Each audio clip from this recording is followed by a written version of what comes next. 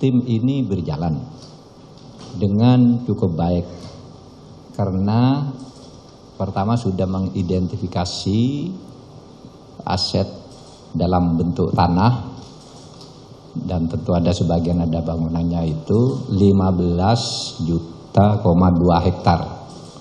Yang 5,2 juta hektar kemarin di 4 kota sudah kita kuasai langsung kembali dan nanti akan segera masuk di dalam proses sertifikasi atas nama negara. Kemudian yang hutang-hutang juga yang dalam bentuk uang, dalam bentuk rekening, dalam bentuk pengakuan dan sebagainya itu ya jalan. Ya, buktinya mereka yang dipanggil hampir semuanya merespon.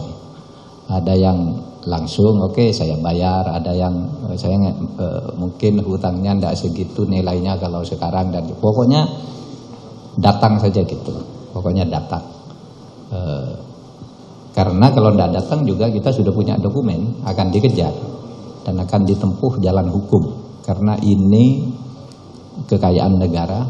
Dan kalau melihat sejarahnya, ini saya ingin merespon orang yang mengatakan ini harus diperlakukan secara manusiawi loh. Ini kan dulu situasi harus dipahami dalam situasi saat itu, saat krisis. Mereka minjam itu dulu karena krisis.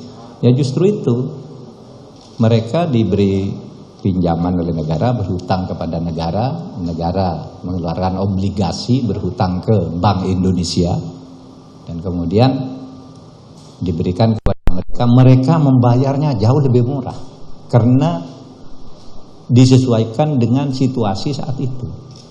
Sehingga saya katakan ada yang punya hutang 58 triliun hanya menjadi 17% dari itu, ada yang menjadi 30%. Itu sudah karena situasi saat itu. Menilai hutangnya berapa kami bayari, hartamu berapa kita hitung gitu. Dalam bentuk pengakuan, serahkan ke negara. Nah sekarang sudah begitu, masa masih mau ngemplang gitu. Kan sudah sesuai dengan situasi saat itu. Dan kebijakan pemerintah untuk itu sudah selesai. Secara hukum di Mahkamah Agung sudah diputus, keputusan pemerintah itu sah. Secara politik di DPR sudah melalui interpelasi, dan interpelasi waktu itu memutuskan apa yang dilakukan oleh pemerintah sah. Tinggal sekarang mempercepat penagihan. Itu keputusan interpelasi tahun 2009 di bulan September ya, yang dibacakan oleh Aulia Rahman di DPR. Kita punya dokumen. Jadi udah selesai, tidak ada masalah dengan pemerintah, tinggal mereka ini mau bayar apa enggak dengan keputusan ini.